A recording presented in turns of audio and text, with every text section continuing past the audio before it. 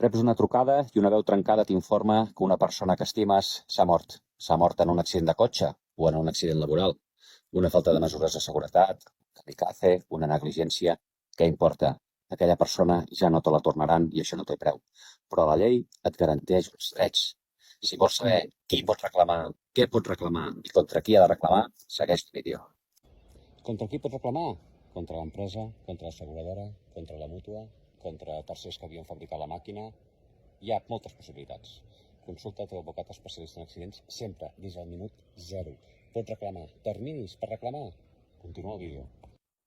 Terminis per reclamar? Queda't amb aquesta xifra. Un any. Ho podrem complicar una mica, però la xifra clau és un any. Un any des de l'accident. No deixis passar el temps. Sobretot des del minut 0, des de l'advocat, especialista en accidents. Per què? Doncs perquè els accidents no són fruit de la mala sort. Normalment hi ha una falta de mesures de seguretat, una màquina que no funcionava bé, uns equips de protecció que no hi eren, una negligència d'un tercer. Per tant, des del minut 0, assessora't i reclama el que és teu. Ningú et tornarà la persona que has perdut, però com a mínim la llei et compensa.